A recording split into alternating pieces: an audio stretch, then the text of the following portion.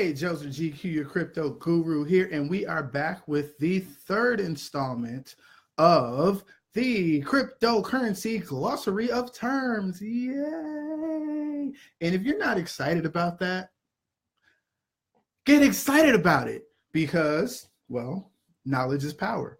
And the more you know, the more power you have to change your life for the better. Now, if you are unfamiliar with what we're doing right now, we are in the process of getting ready for a very big, very important webinar and masterclass that I am doing. But in the meantime, while we're getting that together, I'm dropping serious knowledge on you guys, okay? We've gone over things like terms. We've gone over things that we need to know as far as how to pick coins to invest in. We've gone over a myriad of things. Where have we done this? On the YouTube channel. So subscribe to the YouTube channel. That link is in the description. And also get yourself on the mailing list, because when we do these events, when we do the videos, when we do the webinars, you will be made aware of those things. And it's important that you're aware of those things, because if you are on this crypto journey with us, you definitely want to be informed. I am explaining this stuff to you in a way that a 2-year-old can understand it. How are we doing that? Well, the old model suggests that you ingest information and regurgitate it. But what I'm doing is I'm teaching you guys by way of us connecting the dots. Think about it like this. The more you put into your mind, the more you have to try to figure out where it all fits together. It's all like big puzzle pieces, right? But what we're doing is we're connecting the dots so that there is a practical usage for this information. We've gone over now 2 glossary of term videos, and this is the 3rd one. So let's actually get right into it. Let's get it. Again, subscribe to the YouTube channel. The link's up here, and put yourself on that mailing list. Send me that email. It's very important that we get connected so that we can all learn and grow on this crypto journey together. Again, my goal is to teach this stuff to you in a way that a 2-year-old can understand it. And the reason I'm doing that is because, well, it just makes sense to do it like that. All right, here we go. Ready for the first term of the 3rd video? Blockchain. Probably didn't see that one coming. Blockchain is essentially the reason why we're even having these conversations to begin with. Most people are so stuck on Bitcoin. And while there is quite a bit of information about Bitcoin, and there's quite a bit of hype and buzz about Bitcoin, what's not being readily made available as far as knowledge is concerned is what exactly the technology is that Bitcoin is based on. It's based on blockchain technology. Here we go on what blockchain technology is. The classification of technology that Ethereum, Bitcoin, some of these other bigger coins fall into. Blockchains are distributed ledgers. They're secured by cryptography. Now, what a distributed ledger is kind of like this. I'm going to give you a real life example. When you go to the bank and you make a deposit and you make a withdrawal, those things get put on a ledger. But who has that ledger? The bank.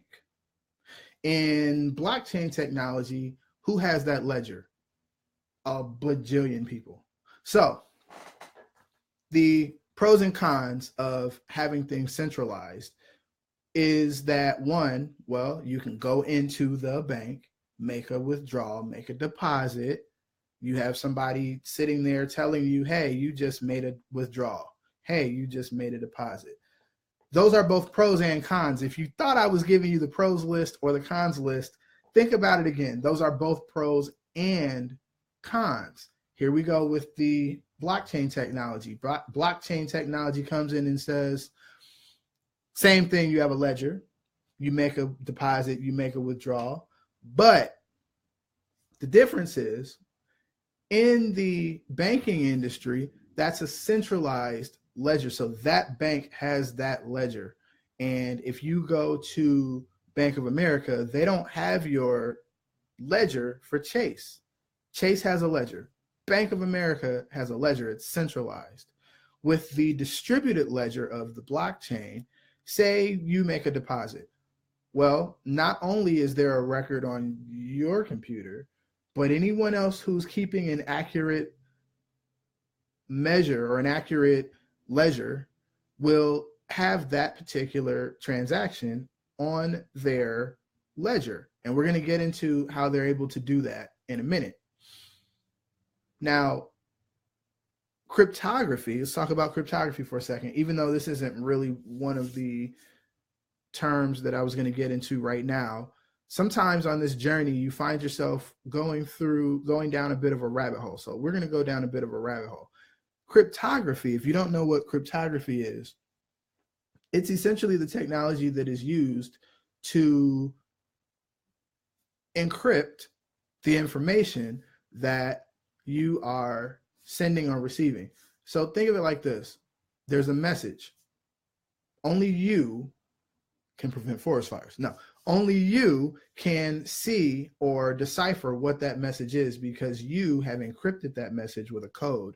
And you make it very difficult for someone to just break in and see what it is that's on the other side of that message. That is encryption. That is cryptography. So you want to think of blockchain technology as a cryptologically based.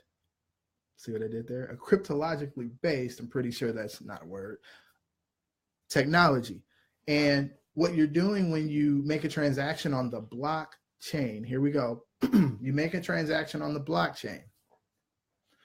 That transaction is encrypted using cryptography, as are all of the other transactions that are made on that particular blockchain.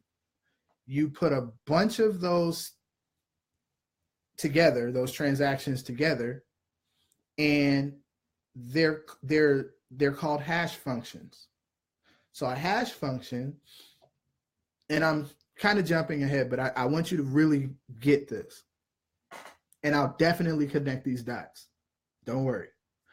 A hash function is essentially an encrypted piece of information. Whatever it is that you put in to that function, you get out that much of information in a crypt. So say your name is Joser. Your name's not Joser. My name is Joser. My name is Joser.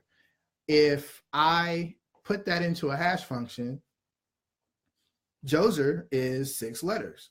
So the encryption is going to be 6 whatever, letters, figures, what have you, because my name has 6 letters. So the hash function is going to contain 6 characters. Now it's going to be up to whoever is, and we'll get into this in a minute, it's going to be up to whoever is keeping the ledger, which happens to be a lot of people, to keep accurate track of when I put that in there, where it fits in the greater scheme of things, and how to translate that into whatever its original value was. Now, if I've lost you, let me catch you up. Blockchain technology is something that is based on cryptography, and I'm breaking down cryptography using hashtag functions and things of that nature. That's cryptography. Encryption codes, that's cryptography. And it's akin to secret messages, if you will. It's something that you don't necessarily want everybody to be in your business about. Why? Because you're dealing with currency. You're dealing with valuable information. So you wouldn't just put on a piece of paper, I have $1 million, and then put that in on the internet, would you? No. So in the same vein, you encrypt those messages. You encrypt the transaction of how much and what took place and when, where, and so on and so forth. You don't actually personally do it, but that's what happens when you make a transaction, when you buy, sell, trade cryptocurrencies, when you're using the blockchain, that is what's happening. You're actually encrypting that information, and it's being held on a ledger, a community ledger, if you will. I'm simplifying it for you. A community ledger. So I'll have a copy, you'll have a copy, everyone will have a copy. And you and I have the ability to keep an accurate record of what is going on with our information. It's not just about cryptocurrency, it's the information itself. And if you subscribe to my YouTube channel, you'll understand as we go through this journey, because some of the videos that I'm doing are going to be on YouTube right now. We're on Facebook, but some of the videos that I'm doing are going to be on YouTube, some are going to be on Facebook, and you'll get the full benefit of this journey if you join the Facebook group as well as being on the Facebook Live. So back to blockchain. Let's recap for a second. It's the classification of technology that Bitcoin, Ethereum, and all the other cryptocurrencies are based on, okay? Blockchains are distributed ledgers secured by cryptography. Does that sentence make more sense to you now based on what I just explained? It should. If it doesn't, let me know, and I'll go back and break it down again. So, all right, here we go. They are essentially public databases that everyone can access and read data, and read data can only be updated by the data owners. And that goes back to what I was saying, when it's like a community ledger, if you will, but your information is your information and my information is my information. So instead of the data residing on a single centralized data, or a single centralized server, instead of it residing on a single centralized server like a bank, talked about a bank, the data is copied across thousands and thousands of computers, like I was saying, like a community ledger. More detail. So understand this. We're living in a very technologically advanced time. So there are a lot of things that we use on a regular basis that we may or may not have a clear understanding of how to use, but we use. I don't know who started that, but that's where we are. Prime example, some of us know the anatomy of cars inside and out. Some of us are mechanics. Some of us are manufacturers of cars. Some of us just teach driver's ed and teach people how to actually drive. And in driver's ed, you don't actually learn how cars are made, but you learn how to drive them. And you're not taught driver's ed by a mechanic per se. I mean, you may, depends. But you're not inherently taught by a programmer or a mechanic or a manufacturer. You're taught by a teacher. Well, same thing. Learn the space, learn the cryptocurrency and the blockchain space, and then you'll understand how to make it work for you, just like a car. You know, cars will get you from point A to point B, but you might not necessarily know how they're made. You know how to buy and sell a car. You know how to use a car for Lyft and Uber. You might not necessarily know how a car is made or know how to fix the car. It's okay. But as long as you understand how that can work for you, that is the most important thing. And that's what the terms, the glossary of terms is meant to help you do. It's meant to help you connect the dots, because some of you are looking to buy, sell, and trade cryptocurrencies. But what if you learned about what the importance of the technology that the coins are built on? What if you understood that a lot better? That's my goal. My goal is to help you to understand and to connect the dots. Because if you're not connecting the dots, you're just out here. You're just kind of, right? Okay. Now, next term.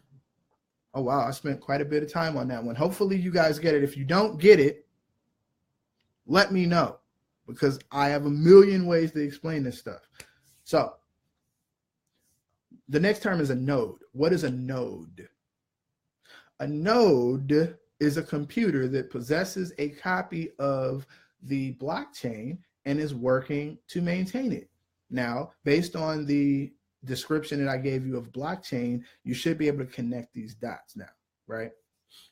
Watch this. Wait, watch this. I got another dot for you.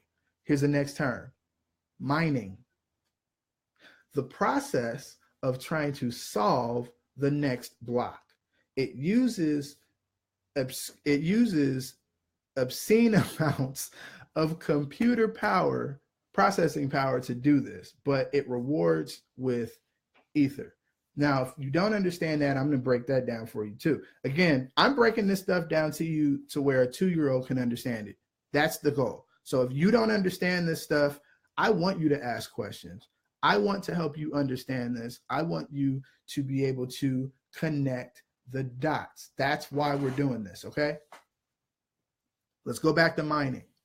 Remember in the blockchain description, I told you that there are people who keep accurate accounts of the ledger. There are people who keep it up to date and make sure that your transactions, my transactions, are actually being recorded and kept. This is what mining is, okay? If you've ever heard mining, I'm going to break this down to you so tough that people are going to be like, you really understand this, don't you?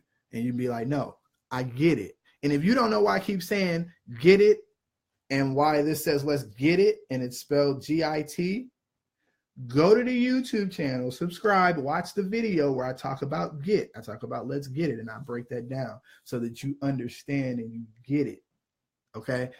All right, back to mining. You may have heard of it, but here's what it is. Every transaction on this blockchain needs to be proven. What does that mean? What are you talking about, Joser? What are you talking about? I'm going to explain it. All right, here we go. If you've ever had a math class in your entire life, ever, and you turn in your work to the teacher, have you ever had a teacher? I know I have. Have you ever had a teacher that says, I'm going to give you credit for the answer being right, and I'm also going to give you credit for showing your work properly? I've had some math teachers that said that. So you find yourself sometimes getting full credit or getting partial credit on a problem based on those two factors. You have either you got the right answer, but you didn't prove your work, or you proved your work, but you got the wrong answer, or both. You either got the wrong answer and you didn't prove your work correctly, or you got the right answer and you proved your work correctly. Now, if you're a miner, not someone who's 18 and under, that's a different type of miner. If you are mining cryptocurrency, as in like a coal miner, gold miner, what you're doing is you are proving that this information that is being presented on this block is correct. Why do they even call it a blockchain? They call it a blockchain because if I put out a piece of information that says my name is Joser and I have 2 Bitcoins, which, by the way, would be lovely. So if anyone wants to give me 2 Bitcoins, I will gladly take them. Okay. So throw that out there. Sometimes you get what you ask for, right? All right. So say my name is Joser and I have 2 Bitcoins. Well, that sounds good. But now, what if you said your name is Joser and you have 2 Bitcoins? This is where mining comes in. Because if I'm submitting this information to the block and there's no one to verify it, think of it like this. Who's witnessing this? Who can account for what it is that you're saying? Someone needs to be able to use some sort of algorithm, some sort of technology to prove that what you're saying is accurate. That's what miners do. Whenever there's a transaction, there is a certain amount of mining that has to take place in order for that transaction to be validated and proven true and placed on the blockchain. And the reason why it's called a blockchain is because if I have a block of information and it's proven to be true and it goes here, then you have a piece of information and it's proven to be true and it's a block, then it goes here, right? Or here. Now, why is that important? Because the next block of information, Dorothy says, is it a good time to buy Bitcoin? Oh, yes. It's actually a great time to buy every single cryptocurrency that you can afford to buy, pending the research. And again, I'm going to go back to what I always say, which is you need a criteria to determine which cryptocurrencies to invest in. I actually have one. And if you go to my YouTube channel, it breaks down in the videos. I have several videos that break down certain cryptocurrencies that meet my criteria, and they are why I back them, stand behind them, so on and so forth. And it's very important to have that criteria and use that criteria because, well, I've covered that in a lot of videos too. But really quick, I'm going to go back to what I was saying and then come back to that because that is a great subject and a great point, and I definitely want to address that. So back to the block here and a block here, right? Now, the reason why that's important is because the very next piece of information that gets put in this chain has to be proven and that it is derivative of the last two blocks of information. Now, if I'm losing you, let me break it down even further. The very first block in the blockchain is called the Genesis block. There's a lot of information that gets stored in that Genesis block, all right? But in order to start another block, this block has to be proven to be accurate and true by several of the people, several of the miners, several of the people who own, or I'm sorry, who keep up the ledger. Now, there are programs that miners use. You can use actual hardware equipment and or software or cloud mining. And don't worry about that right now. I'm going to get back to that. But what you need to understand is that in order for you to add this block here, it has to be proven and true related to this block. Same with the block that comes after that. So if you have maybe 4 different blocks and they're all chained together, they've all been proven true.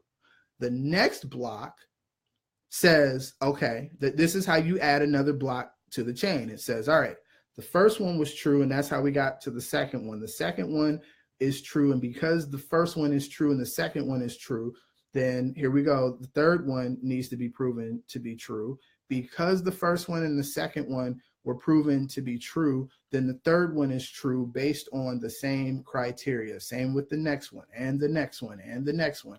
And at any given point in time, there is an attempt to disrupt the chain. Say you get to the 6th block, and the 6th block is something that's not true. And then someone looks to build onto the 6th block, which is not true. It won't allow it to do it. Now, if I've lost you, it's okay. It's quite all right, because we're going to get into all of this in a much deeper level on the webinar that I'm currently putting together, which is why I'm telling you to email me at blockstaracademy@gmail.com, get on the mailing list, subscribe to the YouTube channel. Make sure that you really plug in to this to this movement that we're doing, and plug in because, well, the train has left the station in a sense that we're moving. We're moving. So you want to catch up, and we haven't gotten so far away from the station that you can't catch up. I've only been doing videos for a few days, so it might take you a couple of days to catch completely up, but it'll really only take you a couple of hours to catch up based on which videos you watch. But you definitely want to watch the first two and then as many after that as possible. Okay, so back to mining. So what miners do, now that I've explained in more detail about the blocks and why it's a chain, what the miners do is they use a program that says, all right, I'm gonna give you a good example. All right, say I have $1,000 and I want to give you $1,000 and when I give someone else $1,000. In the central banking system, I can do that because there's not an immediate check and balance system that will keep me from double spending. I can do that. That's how bank accounts get overdrafts. And I would go so far as to say that banks want you to do that because they charge you fees. So there's no incentive for them to stop that from happening. Blockchain, you can't do that because there are algorithms in place in the mining programs. Here we go. We connecting dots. I told you we were going to connect them. We connected them. There are algorithms in the mining programs that say Joser has $1,000. And it doesn't matter whether I try to give you $1,000 and 5 other people $1,000 at the exact same time. Somebody on that network that's mining this technology, somebody is going to catch that I've sent out information where I'm trying to send multiple people $1,000. Well, in that information, it's showing that I only have $1,000 anyway. So say someone is mining cryptocurrency. Maybe there's 7 people mining cryptocurrencies. They're going to catch it. They're going to see that Joser tried to give $1,000 to 7 people at the same time because all of that information gets put into a block. How much money I have, who I'm trying to send it to, when, where, what it is, how, all of that stuff gets put into a block of information, a bunch of hashtags, which is a block. And that is what is meant to, that is what the miners are looking to prove to be true or false. In other words, if Joser has $1,000, can he send $1,000 to 7 people? No. The mining program is going to prove that. The mining program is going to prove that that is not possible. Does that make sense? And because the miners are doing that, because the miners are spending electricity, resources to do these things, and it takes a little while, it takes some energy, it takes some effort, they are rewarded. They are rewarded monetarily. Oh yes, miners make money. Every type of miner makes money. Coal miners, gold miners, salt miners, blockchain miners, some under 18 miners. So anyway, so there you have it. Does that make sense? Do you understand what a miner does and how that relates to the blockchain technology? Okay. Dorothy says Bitcoin is more private or anonymous. Bitcoin is anonymous for sure, but it can be private. Okay, there's levels to it. There's levels to it. It can be private. It should be private. And it can be public, but it's always anonymous. So you as a person in blockchain technology and in cryptocurrency buying, selling, and trading, you as a person are a number. You're just a number, and a number is like that long. You're just a number. And in that regard, you're anonymous. When you set up a wallet, your wallet has a private key and a public key. The private key is what is used to send out information to the blockchain. In other words, your private key, first of all, your private key is what allows you to keep your information private. So if you have, I know that kind of sounded intuitive, but I'll break it down. So if you have a wallet and you have $100 in your wallet, if you're the only one with the private key, you're the only one that can access that wallet and get that money. But also with the private key, you essentially are allowing the blockchain to validate that it's you that is making the transaction. It's a signature. It's like you have a public, not a key, I'm sorry, a public signature and a private signature. So your private signature is what allows the blockchain to recognize that you are who your public signature says you are. So look at it like this. Your phone has the ability to lock twice. My phone can use, well, your phone, yeah, twice. My phone can, I think some of them you can do 3 times. That's neither here nor there. My phone, I can use fingerprint scanner. I can use iris scanner. Shout out to Samsung Galaxy Note 8. I can use the pattern. I can use the password. I can use the numerical code. There are a lot of different ways that you can set up security situations, but there's new seminars on Bitcoin and cryptocurrency. Glad you said that.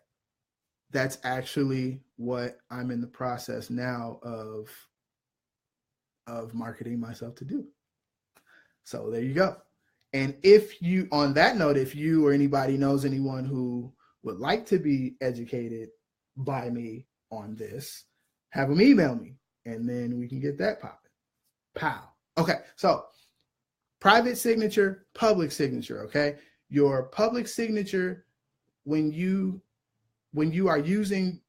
doing a transaction in cryptocurrency and you're using your public signature, the blockchain says, Joser's using his public signature, I think. Let me make sure this is actually Joser. And that information is my private signature somewhere that the blockchain is able to use to verify and validate that I am who I say I am. What I was initially talking about, that I was saying that if you have $100 in your wallet and you use this, you're the only one that has it, then you're the only one that has access to that money. I was talking about your key, and that is like a password. So your wallet, you encrypt it and then you get a password, and that password is the only thing that will allow you, hear me well, that is the only thing that will allow you to recover your money from that wallet. If you lose that password, you're done. And I mean, literally, it's over with. That's how private, that's how secure this situation really actually is. There are people who have lost hundreds of Bitcoins in a wallet because they forgot the password, lost the password. They went to go recover the Bitcoins that were just sitting in their wallet for years, before it blew up. So look at it like this. I got 200 Bitcoin in my wallet. I bought them when they were at pennies. Got 200 Bitcoin in my wallet. I lost the password. Now Bitcoin is at $19,000 per Bitcoin. Let's do that math. 19 1,000 times 200. So they just lost $3.8 million. You lost $3.8 million because you lost your password for your wallet. That has happened to people in real life. So be very aware. And again, so your question about what's the best way, I'm gonna go back to your question. What is the best way to buy? The best way to buy is now. No, the best way to buy is, there's levels to this. Okay. There are certain coins that are traded on certain exchanges.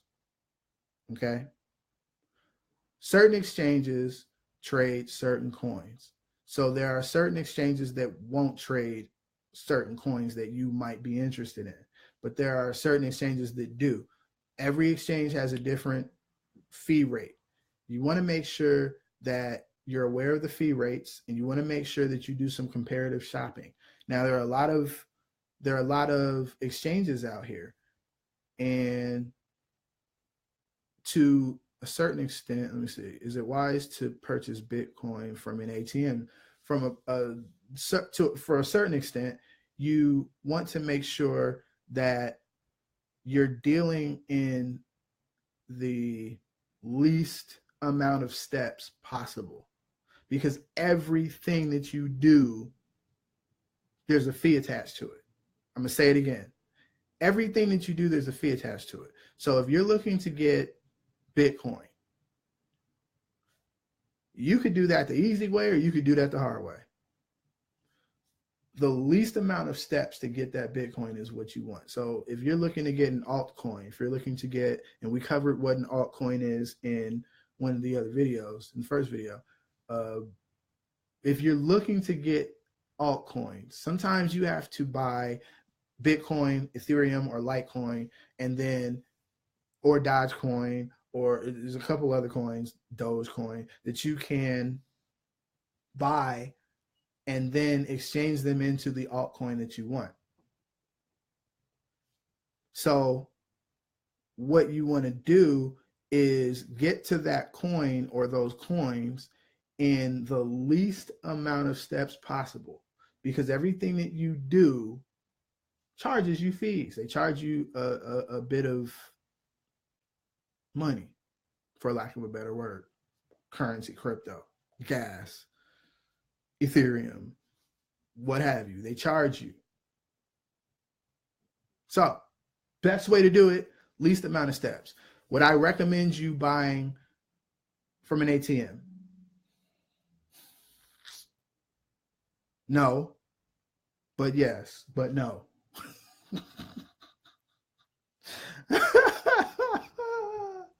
Yeah, no, yeah, no, yeah, no. Let me tell you why that's funny.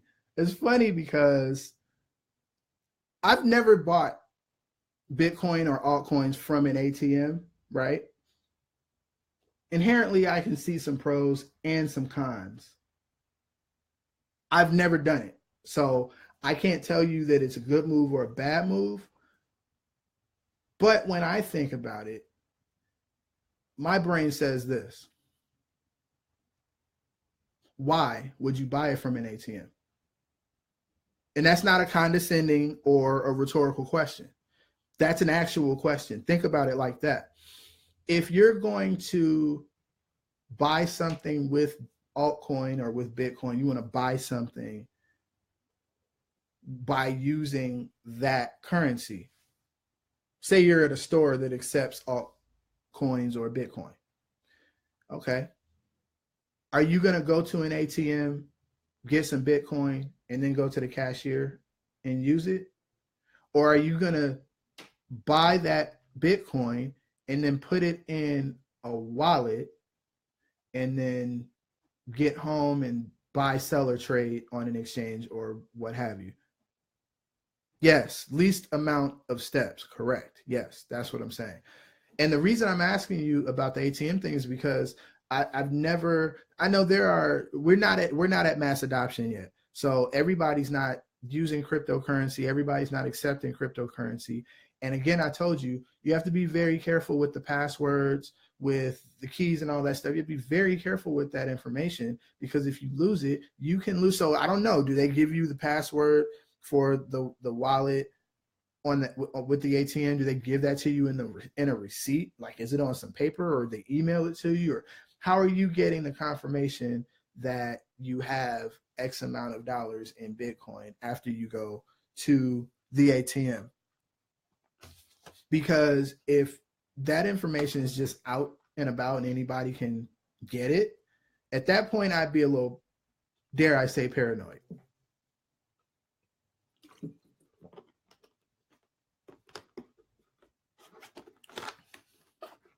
I would be a bit paranoid. But I've never gotten cryptocurrency from an ATM. So that's why I was saying that it depends on what you're going to be doing with it. If you're just going to put it in a wallet and hold it, or buy it and sell it, I would say go to an exchange. I would say get on your computer and go to an exchange and get it like that. Now, of course, the exchanges, you need to actually be verified. So there may be a process for, okay, you said the confirmation goes to the wallet. What wallet? Do they give you a wallet at the ATM?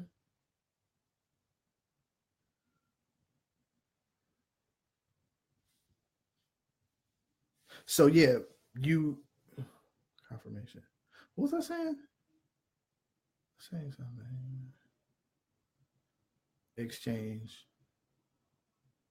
So yeah. All right.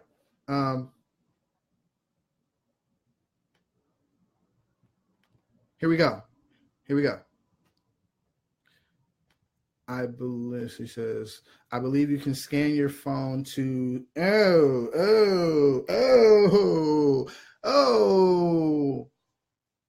I didn't even finish reading that sentence, and I got to calm down. Wait. I believe you can scan your phone to the ATM and the confirmation either goes to your email or your wallet. I'm not sure. Okay.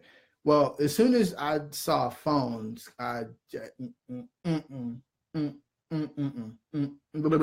hear me well. Everybody who's watching this, hear me well. Hear me now. Hear me now. Listen. I'm gonna look. Okay, that's what I'm gonna do, because I love y'all. I'm gonna give you some information. I mean, this is not like secret information, but this is some information that I was gonna put in the webinar. I'm gonna give it to you right now, just real quick, because it's gonna take me like 2 seconds. I'm still gonna put it in the webinar and break it even further down, but it's a little nugget for you. All right. The least secure piece of technology that you own is a printer. And then after that, oh yes, I said a printer. And then after that, your cell phone. Now, your printer, if your printer's hooked up to your computer in any way, shape, or form, and if your printer has internet, it's the most simple thing to hack that you own. Your printer is. And then, of course, look how easily hacked cell phones are. So think about how easily hacked your printer can be. Your cell phone is the most unsecure, I think the word is insecure, place to do anything, really, at all. They're always listening. They're always watching. Who's they? Everybody. And this is not conspiracy theory or paranoia. This is actual fact. Look this up. Every app on your phone has permission. You gave it permission to listen to you via your microphone, watch you via your camera. It's true. You've given every app on your phone that you've downloaded on your phone, you gave it permission. But above and beyond that, the operating system on your phone, in order for you to use it, you gave it permission to do that stuff. and you gave it permission to allow apps to be put on your phone that would take the permission that you give it and use that information to sell you things. It's not necessarily to spy and be creepy. Okay, there may be some of that in there, but it's mostly to sell you things. Okay, so now let's go a step further. If I'm a hacker, which I'm not, I just don't have time, truthfully. So there's just, there's only so many things in the day that you can really commit yourself to and be great at it, right? Hacking, just wasn't really my calling. So that's the only reason I'm not a hacker. I considered it over the years and just literally decided I just didn't feel like being bothered. So I'm not a hacker. That was a really left. I went real left with that tangent. But my point is this. Anything that you take time for, you're going to be great at. And anyone who calls himself a hacker or is referred to as a hacker has spent time, considerable amounts of time, learning how to hack into different devices. And it's very easy to hack into your phone. It's very easy to hack into someone's phone. It's one of the easiest things you can do next to hacking into someone's printer. So, yeah. So you have a phone and you put a wallet on your phone with money. Anyone who is even like a baby hacker can hack onto your phone, and it's not so much that they're going to go in and immediately take it out. They're going to figure out a way to get in, plant their little seed, and just wait. What are they waiting for? They're waiting for you to log into your wallet. And when you log into your wallet, now they have the information that they need to get what's in your wallet. Oh, I feel it coming on. I'm going to do it. What's in your wallet? It's the truth. It is what it is. So if there's a wallet on your phone, I wouldn't hold money in there. If anything, if you're going to just kind of put it on there temporarily and then take it off when you get home, that's cool too. But you want to make sure that you're understanding the levels of security that you're dealing with. The most secure thing that you can have your coins on is what's called a cold wallet, which is a physical piece of technology. Dorothy says, what's your advice to those who want to invest in Bitcoin today, like now? My advice? Do it. Yeah, I'd say do it. As a matter of fact, let's go on this journey together. Coin market cap.com. Click on coinmarketcap.com. Let's go on this journey together. Everybody that's on this Facebook Live, click on CoinMarket. I just put the link in there. Click on coinmarketcap.com. And somebody let me know when you said how. Somebody let me know when you get on coinmarketcap.com. We're going to break this down real quick because, why wait? I'm going to do videos on this where we're going to get real specific into different aspects of, we're going to go down some other rabbit holes.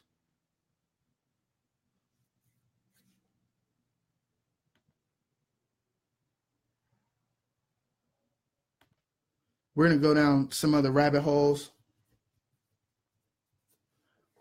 And right now, I want to set you guys up to essentially understand the journey that I'm going to be taking you on, or that I'm currently taking you on.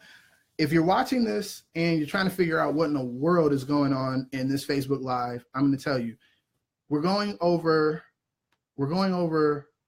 cryptocurrency glossary of terms. This is the third video I've done so far. I'm in the process right now of doing a webinar for you guys, but I want you to subscribe to the YouTube channel, subscribe to the mailing list, because I'm going to break down to you how to do this in such a way that a 2-year-old can understand it. If you would like me to guide you through this process personally, inbox me. I'll walk you through this. I'll hold your hand. I'll do everything but pick you up and carry you on my shoulders. I might even do that. You know, everything's negotiable. Everything's negotiable. But inbox me. If you want me to guide you through this personally, inbox me right now and I'll do it. I will. I promise you I will. Just inbox me. I'll walk you through it. It's not going to be free, but I will walk you through it.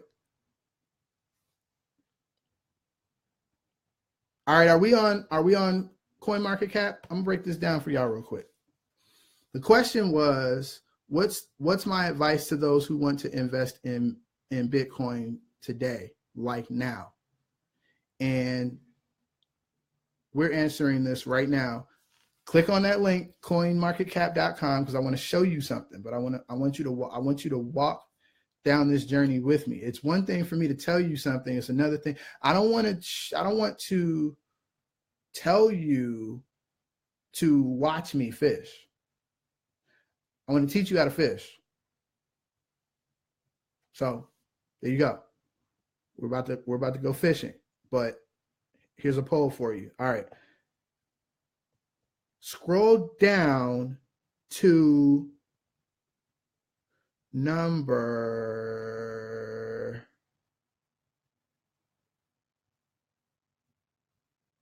where are we?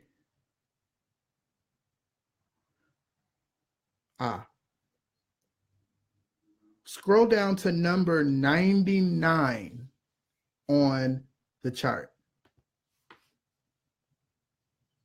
Number 99. And then click on it.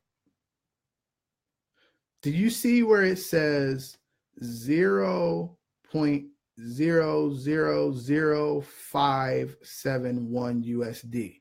Let me know when you see that.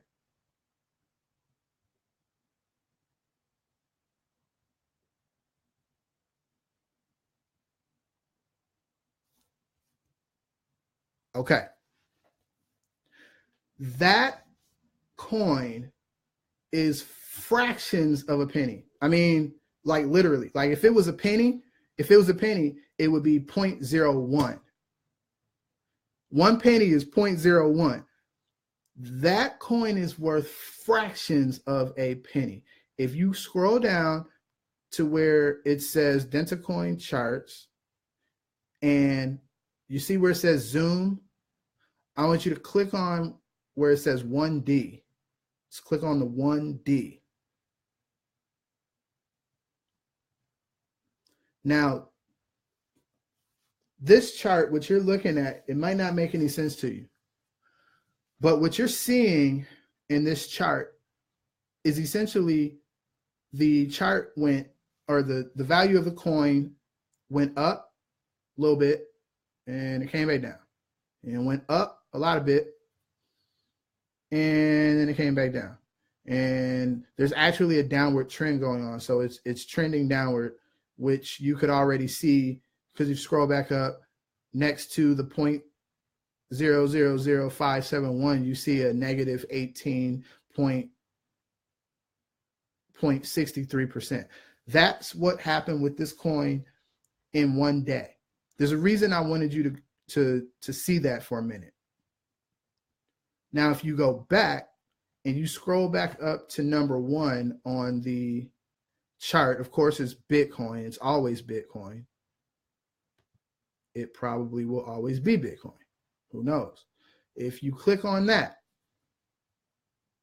Let me know. Somebody let me know when you're on coinmarketcap.com and you clicked on the very first coin that says Bitcoin and you're looking at the chart. Let me know. Somebody let me know when you get there.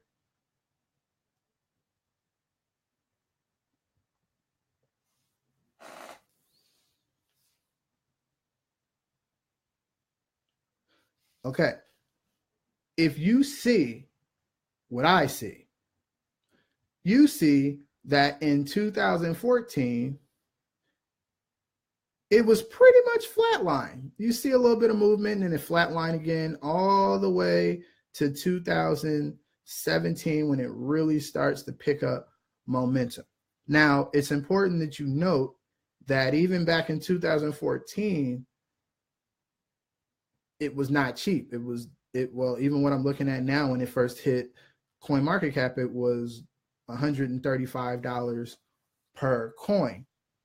There are people who bought into Bitcoin when it was fractions of a penny, like that first one that I showed you. That's why I had you see that first one. That Bitcoin at one point was fractions of a penny and it was worth pennies. And now you can look at and see it's worth $15,749.30.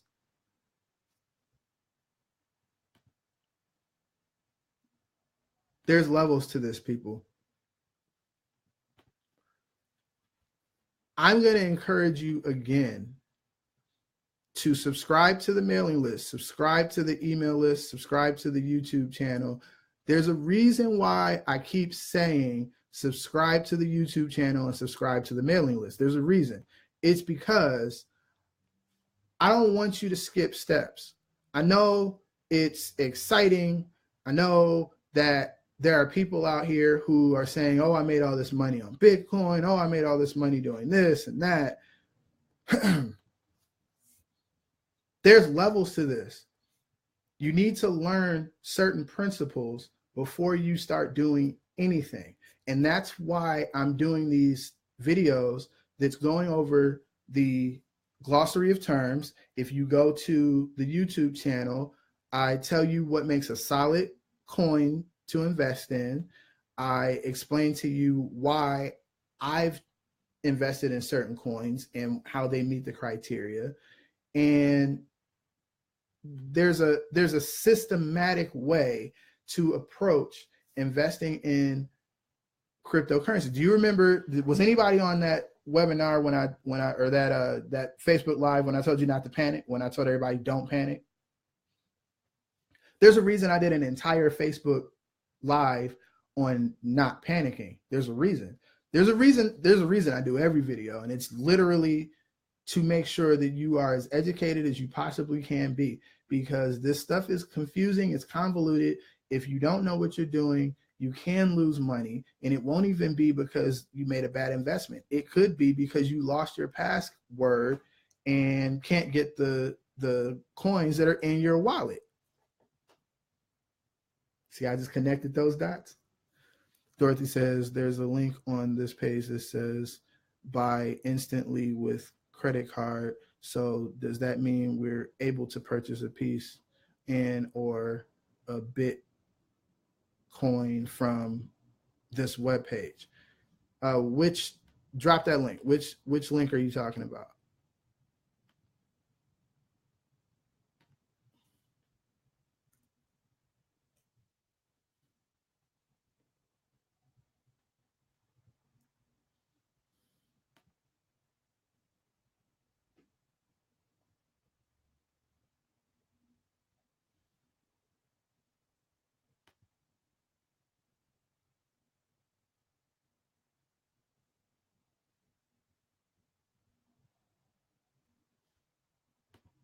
The website you just told us to go to. Are you talking about that ad on the top? Or are you talking about the Bitcoin website? What website?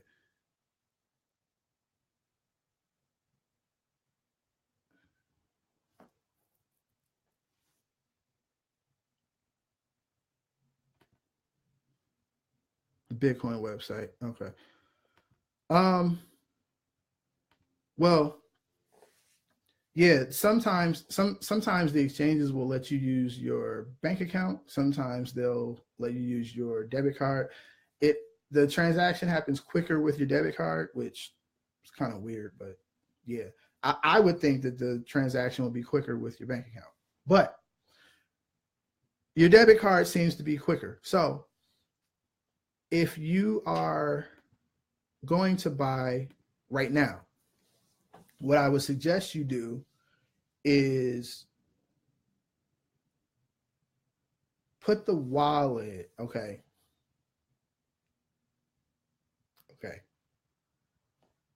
Here we go.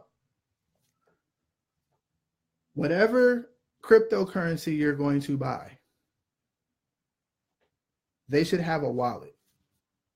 You put that wallet on your computer, and then when you buy that cryptocurrency, you put that cryptocurrency in that wallet. There's a way to do it, but you put that cryptocurrency in that wallet. The only time you want to keep cryptocurrency on an exchange or on one of the other websites is if you're planning to sell it or trade it. But you want to store it in one of two places, really one of one place, which is a cold wallet. But you want to store it on the website, or on the wallet on your computer, not on your cell phone. Because your cell phone can get hacked very easily. So you want to make sure that you are very cautious of where you're storing your coins. What are you looking to buy? You want to buy Bitcoin or you want to buy something else? Because again, I just showed you I'll put it to you like this. Bitcoin, everybody's talking about Bitcoin. Should you invest in Bitcoin? Should you not invest in Bitcoin? It depends on what you're looking to do with your cryptocurrency portfolio. And I know that's not answering yes or no, but it's not a yes or no answer. Because if you're looking to grow your money very quickly, it may be better for you to do it with an altcoin. It may be better for you to do it with something that's not a Bitcoin, because Bitcoin is not growing as exponentially as some of the other ICOs that are launching. If you don't know what an ICO is, covered that in the last cryptocurrency glossary of terms video. But for the sake of this video and this audience, I'll tell you what it is. It's an initial coin offering, and it's a startup. Essentially, they're on their way to the exchange. So they're offering their coins at fractions of a penny and pennies. So you can get them very cheap. And then when they get on the exchange and they start to actually get momentum, like the other coin that I showed you, you can exponentially grow your portfolio in a very short amount of time if you pick the right coins. So if you're just looking to buy Bitcoin for the sake of buying Bitcoin because everybody's buying Bitcoin, then go for it. Buy Bitcoin. And don't store it on your cell phone. Store it on their wallet. And actually, I'm on bitcoin.org right now. So if you go to participate and then you go to buy Bitcoin, it says how to buy Bitcoin. There are several ways to buy Bitcoin. Use a Bitcoin exchange, discover people selling Bitcoin in your community, or use a Bitcoin ATM. So that goes back to what I was saying when I was like, you want to use the least amount of steps possible. So if you're going to buy Bitcoin, I would suggest you buy it from an exchange that is not Coinbase, because Coinbase has the most fees. There are some exchanges that you can get. I'm actually gonna drop some exchanges that are some good ones. Let's see, DDAX. Let's say exchanges.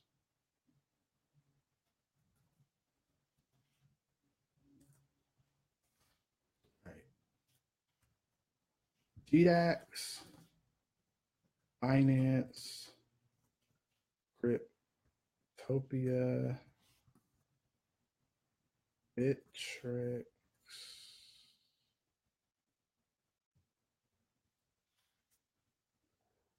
Okay, now, in order for you to get a GDAX, in order for you to get a GDAX, you need a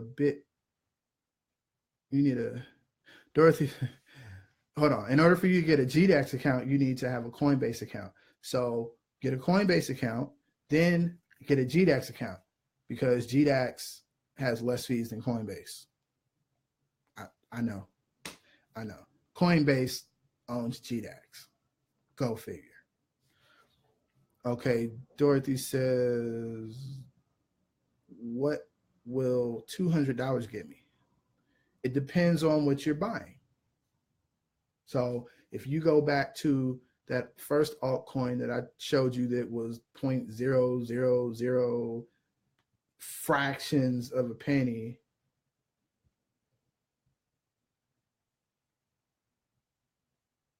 you can get a lot more. Where is that coin?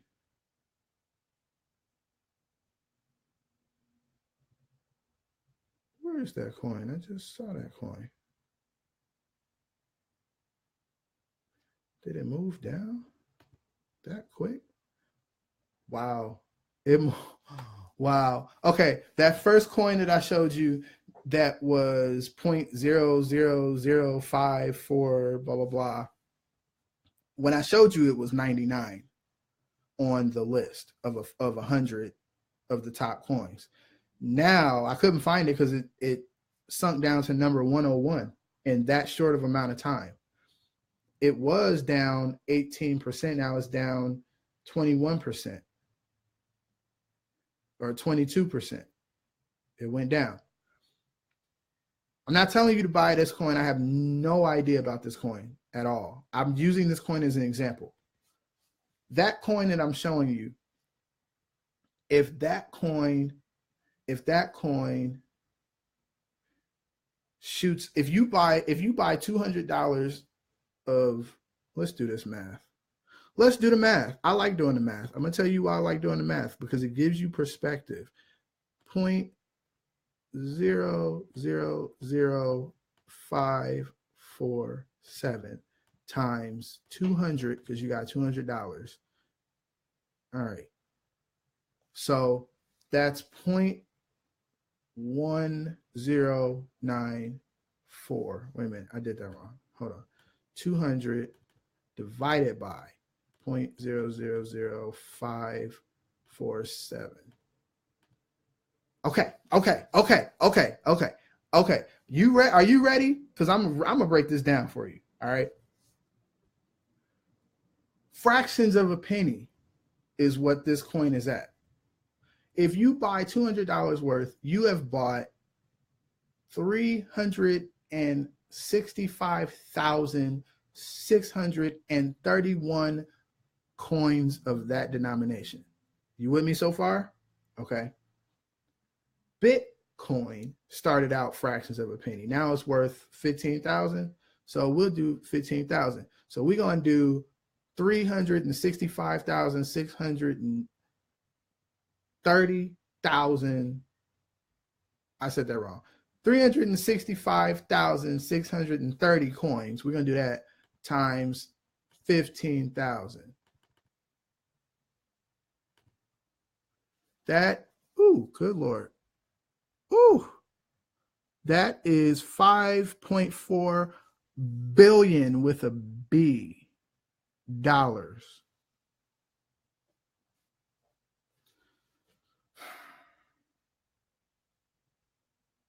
$5.4 billion. All right. Why did I do that math? Because $200 can get you a fraction of a fraction of a fraction of a fraction of a fraction of a fraction of a Bitcoin. And then what? If it goes up, all right, let's do that math. And I'm not against Bitcoin. That's not the conversation we're having right now. I want you guys to understand, I'm giving you perspective. Bitcoin just went down 2%. Say it went up 2%. You made, what's 2% of $200?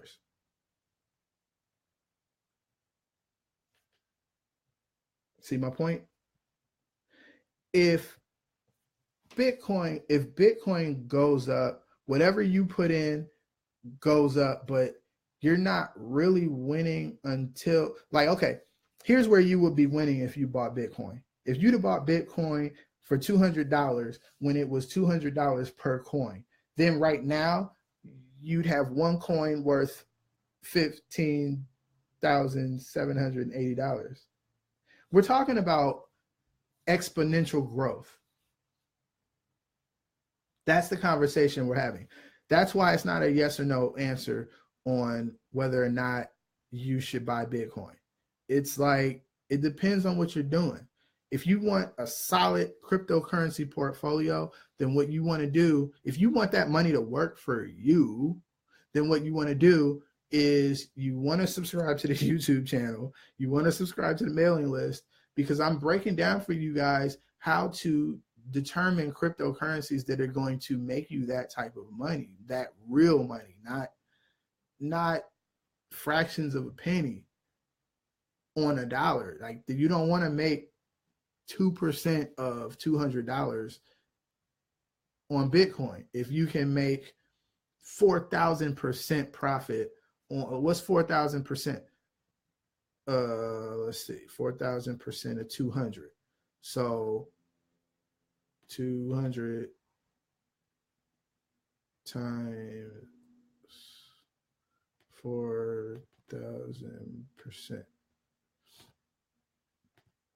It's $8,000. So you want to make $4 or you want to make $8,000? That's the question that I have for anyone who's asking me whether or not they should invest in Bitcoin. Depends. If you have millions of dollars to invest into Bitcoin, then even at a small gain, you're going to make a lot of money. If there's a small percentage of growth, you'll make a lot of money, but you've already put a lot of money in there. If you have a smaller amount of money, that money is going to be better spent finding cryptocurrencies and ICO stages that are fractions of a penny or pennies, and riding it out till it reaches $1, $2, $4. That's when you're making money, because from 20 cents to $4, that is serious growth. And some of these ICOs are shooting up that quick.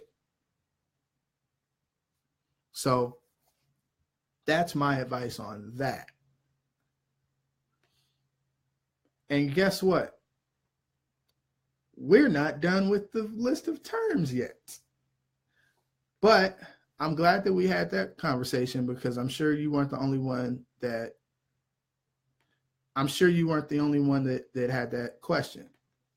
And by the way, if you guys have any questions, please drop them in here and I'll answer them, even at the expense of the original point of the video, which is the glossary of terms, because that stuff is just as important. Those questions are just as important, if not more important. So the next term is fork. And if you're hungry, get the food out of your head for a second. Actually, keep the food in, because it's related. Here we go. You actually can eat with forks.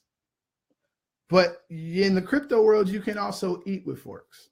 In other words, forks can make you money, and with money, you can buy food and eat. See what I did there? Okay. So here's what a fork is.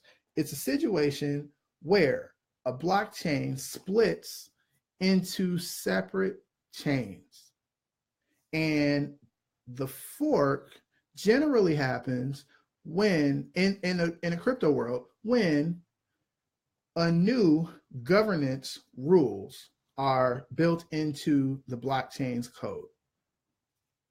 Did I blow your mind yet? Are you completely confused as to what it is that I'm talking about? Okay. Well, that's to be expected, I suppose, because forks can be a bit difficult to understand. But guess what?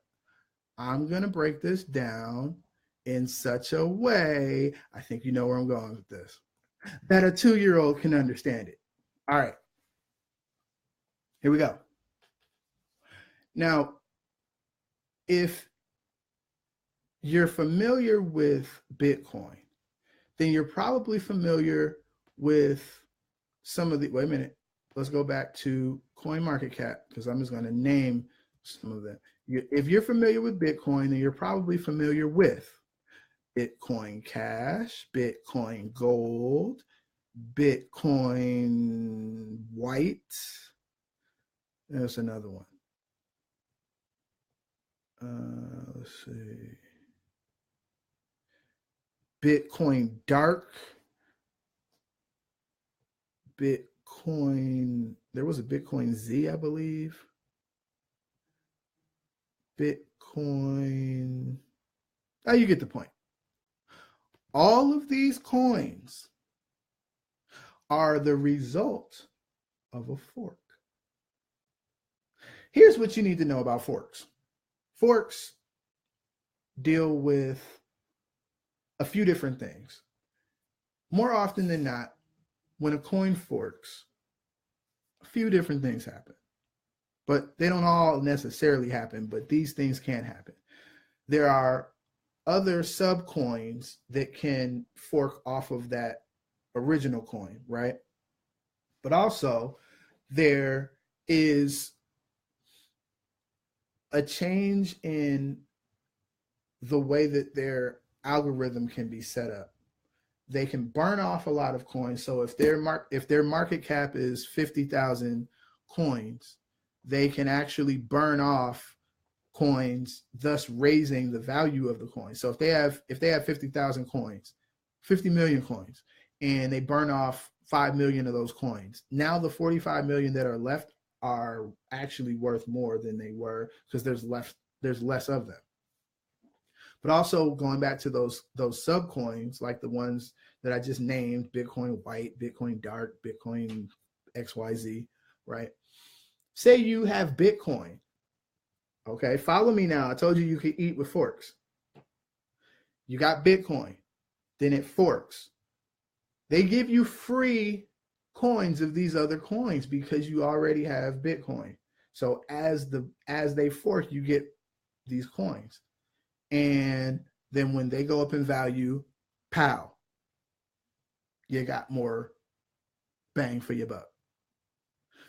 Altcoins fork, Bitcoin has forked, Litecoin, Ethereum, all these different coins can and have forked.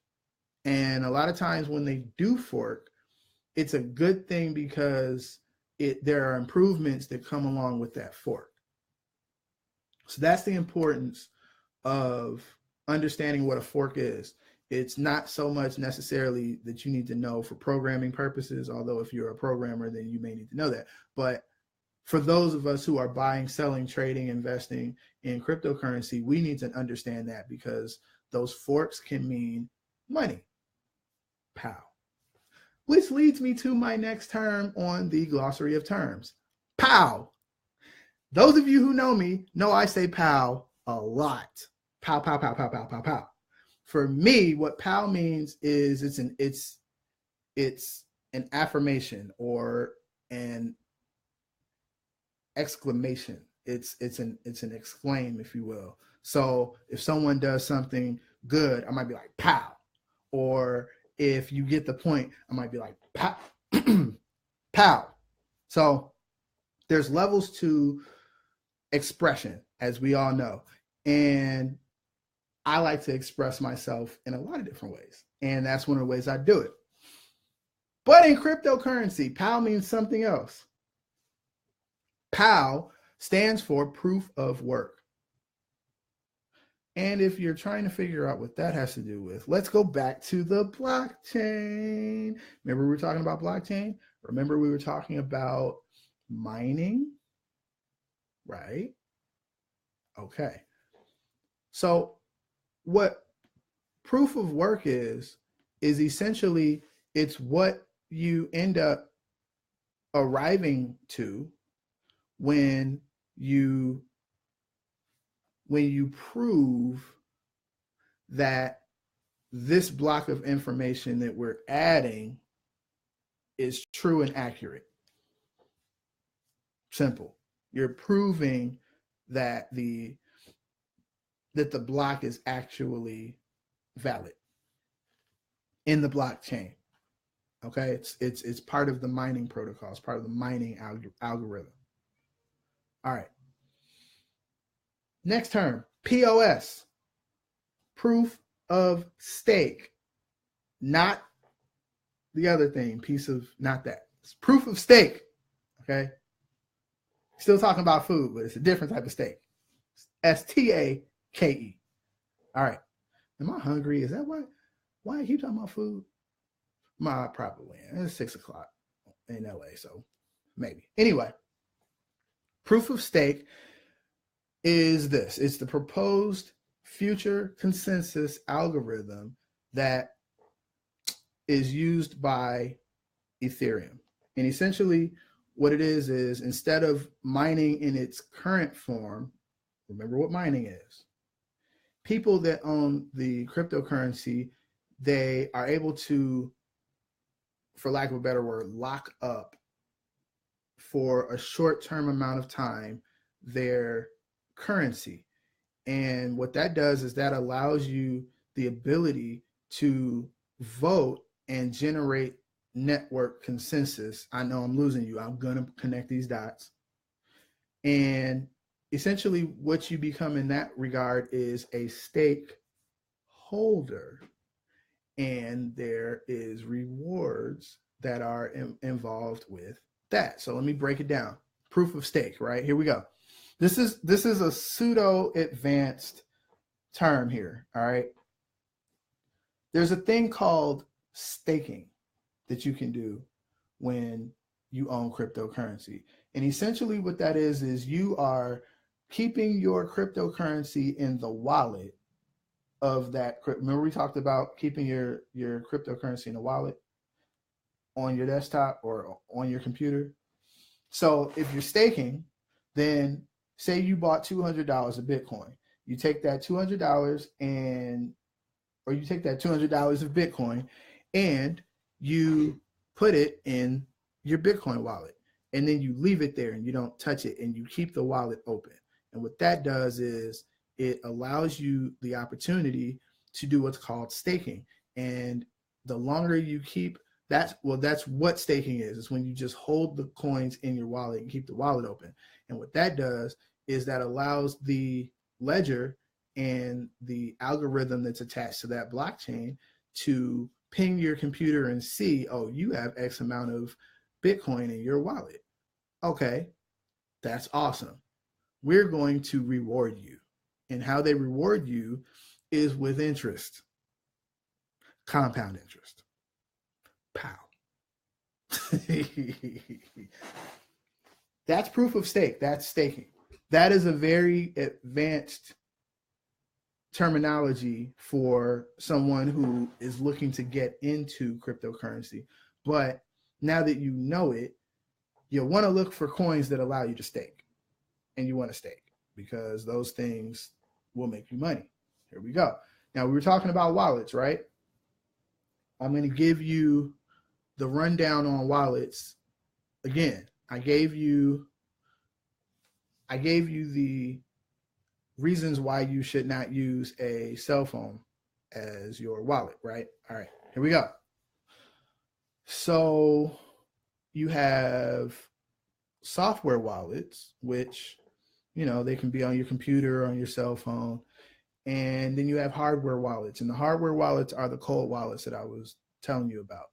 If you're going to have a substantial amount of cryptocurrency, you want to use hardware wallets because they're more secure. There's less likelihood that you're going to get hacked, and you don't want to lose $1 million in cryptocurrency because you had it on your computer or on your cell phone.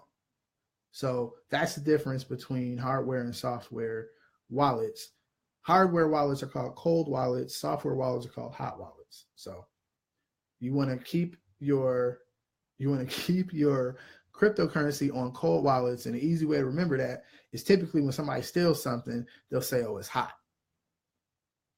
See what I did there? Connected the dots for you. Okay. Next term is something called sharding. SHARDING.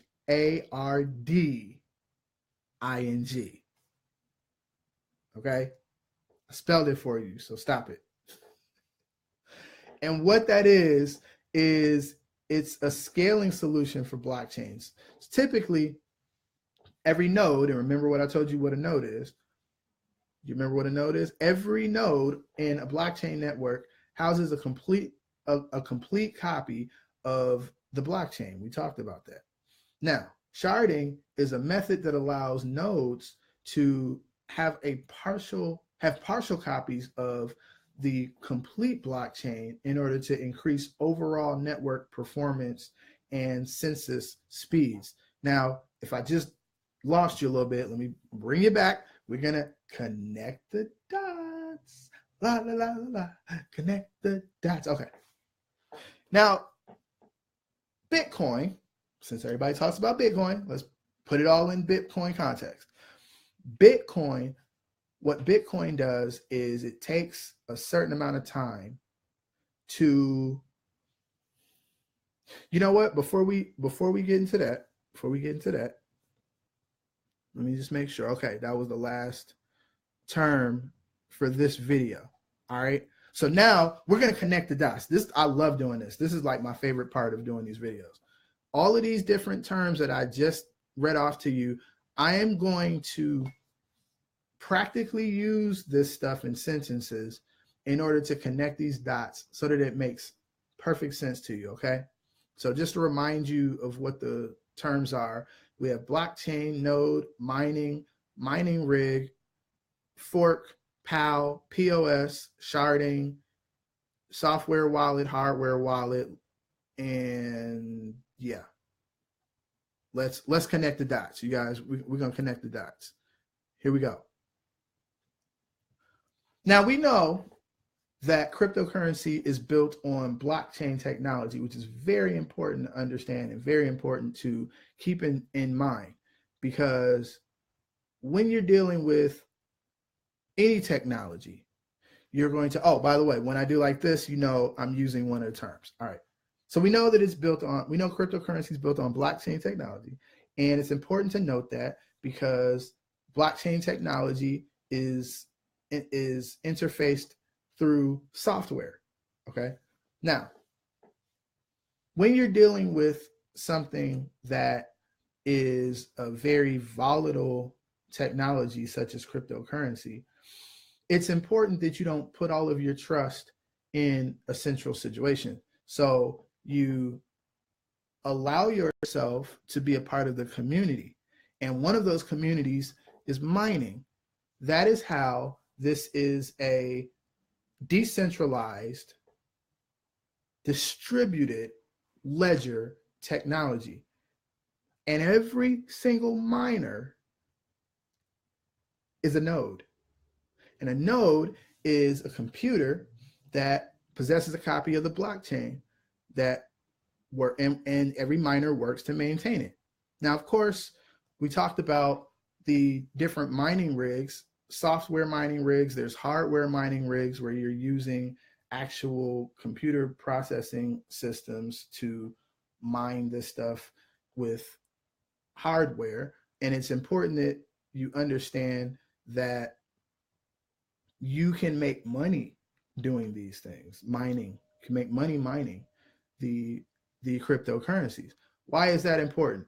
It's important because with money you can eat, just like with a fork you can eat. And what do forks do? Forks allow you essentially, this was the other point I was going to make with the forks. when you fork off a coin and you have all these different sub coins, a lot of times, like with Bitcoin, a lot of times these coins are really heavy, and what that means is it may take a while to show proof of work. Pow. It may take a while to show proof of work. So sometimes the fork will be put in place in order to lighten the coins, or they'll come out with lighter coins that do the same thing so that it doesn't take as long to show proof of work, which also makes it easier and lighter for you to show proof of stake, because all of these things are related to your ability to eat. Now, of course, when you're dealing with sharding, you are dealing with a method that allows your nodes to have partial copies of the completed blockchain. Well, guess what? That is what these forks are doing. These are shards. These forks are these forked coins are shards. And so you don't actually have to take as long because you're not going through the entire blockchain. There may be a blockchain that's 150 gig. As a matter of fact, Bitcoin is, I think, 170 gigabytes of ledger. Now, these shard coins are going to be a lot lighter. Their blocks are going to, because they're starting from the Genesis block, which is the first block. Their first block is maybe now. So it might not take you as long to stake or to show proof of work. Now, of course, when you're showing proof of work and you're buying, selling, and trading these cryptocurrencies, you're doing this on an exchange, or you're doing this on a software wallet. But when you're really, really, really, really making sure that you're getting the best security that you possibly can, you're doing this on a hardware wallet or a cold wallet. But when you're staking, you're doing that on a software wallet or a hot wallet. So it's important that you understand these terms and you understand how to navigate this crypto space. And again, I'm breaking this stuff down to you in such a way that a 2-year-old can understand it. These are not easy things to understand. And what I can tell you is, when I started, I did not have someone sitting down with me breaking down these terms like this. I didn't have it. And had I had it like you, it wouldn't have taken me as long to get this stuff. I've had to study this stuff relentlessly, hours and hours and days and weeks and months, studying this stuff, reading and watching and experiencing and doing and figuring. And I'm breaking this stuff down for you guys in a way that is so simple, so easy, and so doable that a 2-year-old can understand it. So again, subscribe to the mailing list. I put the link right there. Subscribe to the YouTube channel. I put the link above it right there. Subscribe. Hit the notifications button so that you can get notified of every time that I post new content, and every time I come on Facebook Live. I'm breaking this stuff down. We're going to get this, okay? We're going to get it. So until the next video, go be great, and I love you.